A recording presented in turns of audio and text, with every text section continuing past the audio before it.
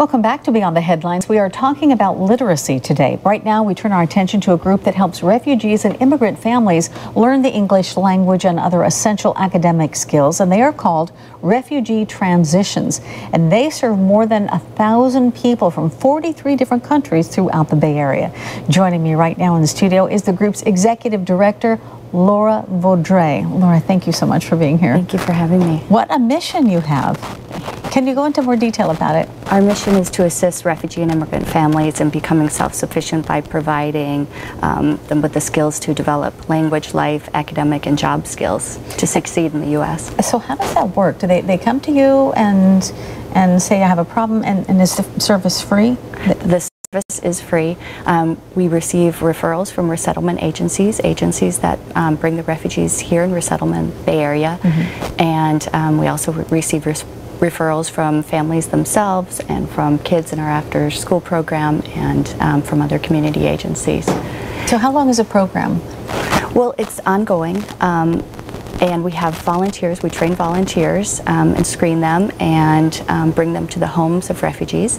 And wow, so they provide. That active. It's hands-on. Oh yes, they go into the homes. We're in hundreds of homes throughout the Bay Area, teaching reading, writing, helping them navigate the communities, read their mail, understand their bills, understand their community, the signs, information from schools.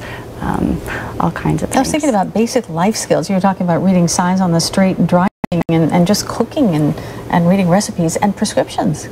Prescriptions is a big one. Understanding medicine, the healthcare system, just navigating the system is very complicated in a very much a reading and writing culture. Sure. Now, what are some of the challenges that refugees face?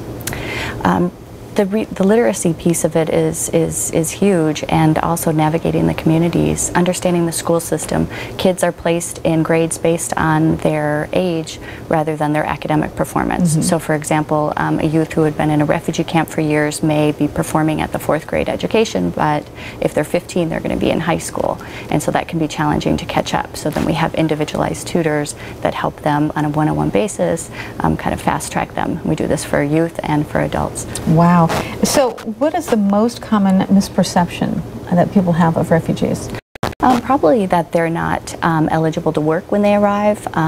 Refugees come through the government, and so they can begin working right away. They become permanent residents after a year, and they're eligible for citizenship after 5 years. So we help prepare them for the 100 questions for citizenship and refer them to agencies to apply. Do you have a favorite success story?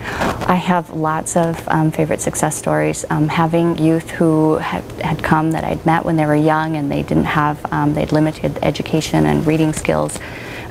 Seeing them in their high school graduation gowns. One student who's at UC Berkeley, and she's a tutor in our after-school program in Oakland. That's always wonderful to see, having peer tutors, giving back to their own communities. I have a lot of them. Going to citizenship ceremonies is very empowering. I bet. I've been to one of those, and it just brings tears to your eyes when you see people who are that successful. So obviously you need funding and you need lots of volunteers. Yes, absolutely. All right.